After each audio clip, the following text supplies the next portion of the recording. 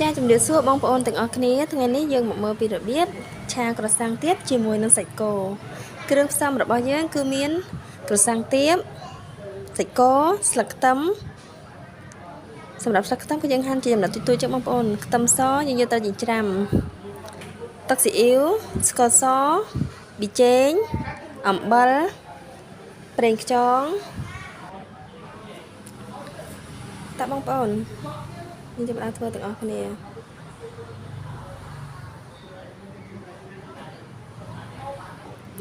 ចាបងប្អូនមុនដំបូងយើងត្រូវយកចានមួយមកយើងលាយគ្រឿងយើងបញ្ចូលគ្នាសិនព្រោះពេលដែលយើងបំពងខ្ទឹមហើយយើងត្រូវចាក់គ្រឿងនឹងចូលមុនយើងឆាសាច់ហើយមកបន្ទាប់ឆ្អិនល្មមយើងចាក់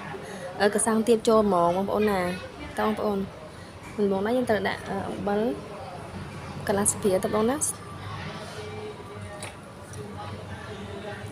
ប៊ីចេង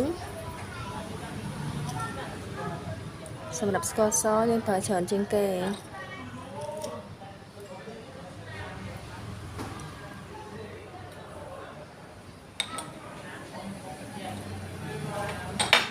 សម្រាប់ប្រេងខ្យង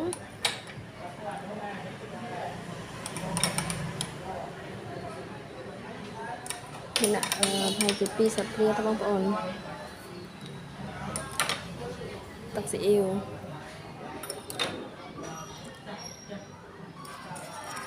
ហើយយើងបន្ថែមជាមួយនឹងទឹកបន្តិចទៅបងប្អូនណាបន្ថែមជាមួយទឹកបន្តិចទៅបងប្អូន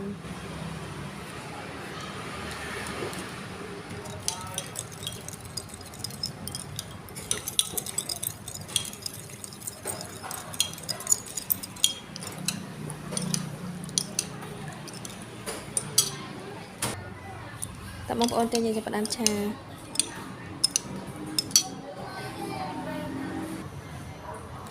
ចាបងប្អូនទាំងអស់គ្នាពេលនេះខ្ទះរបស់យើងបានក្តៅហើយណាអញ្ចឹងយើងដាក់ប្រេងឆាចូលទៅ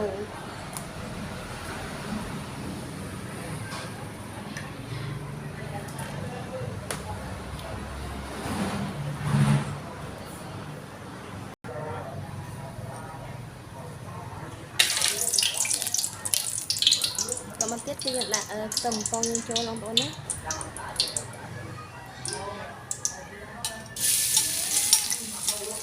យើងដាក់ខ្ទឹមដែលយើងចិញ្ច្រាំហ្នឹងយកទៅបំពងសំតងបងប្អូនច្រឡំ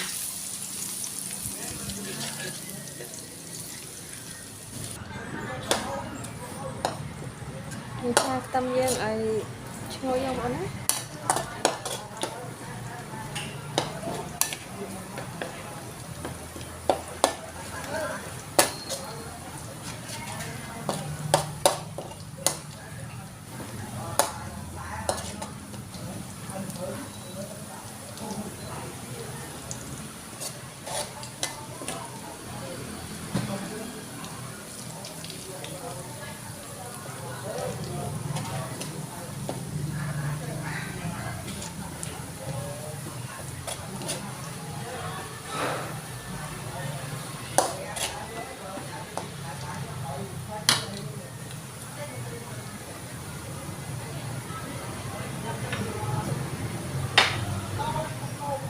មកទៀតគឺយើងយកគ្រឿងដែលយើងបានលាយចូលគ្នានេះចាក់ចូលទៅបងប្អូន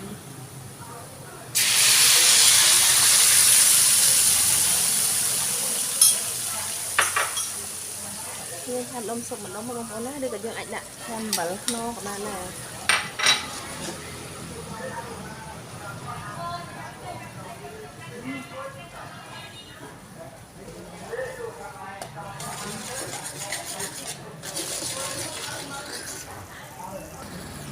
តមកទៀតយើងដាក់សាច់ចូលយើងចូលទៅ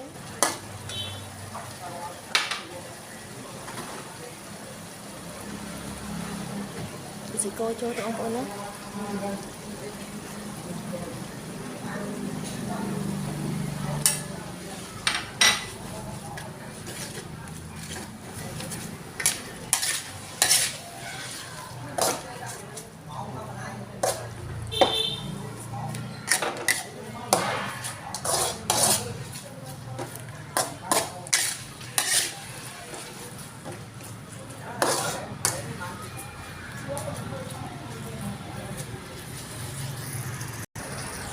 បងប្អូនពេលនេះសាច់យើងបានឆ្អិនហ្មងណាគឺយើងដាក់សាំងទៀតយើងចូលទៅ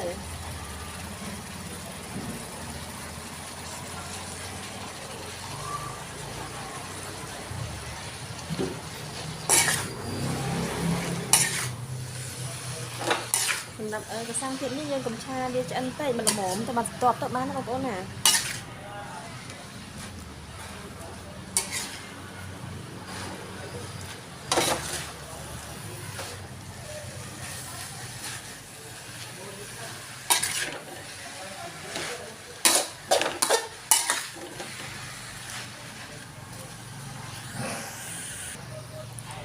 បានបងប្អូនណាបើបងប្អូនចូលចិត្តឆ្អិនទៅបន្តិចទៀតក៏បានដែរតែមកតែខ្ញុំប៉ុណ្ណឹងល្មមឆ្ងាញ់នេះដាក់ខ្ទឹមចូលមក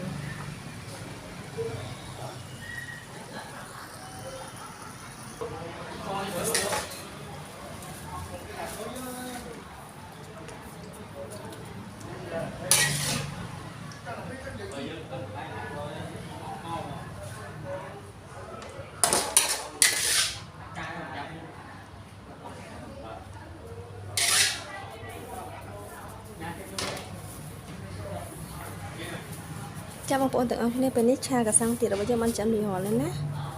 បើសិនជាចូលចិត្តសូមជួយចុច like និង subscribe channel របស់នាងខ្ញុំមួយផងអរគុណច្រើនហើយសាកល្បងធ្វើញ៉ាំបានទាំងអស់គ្នា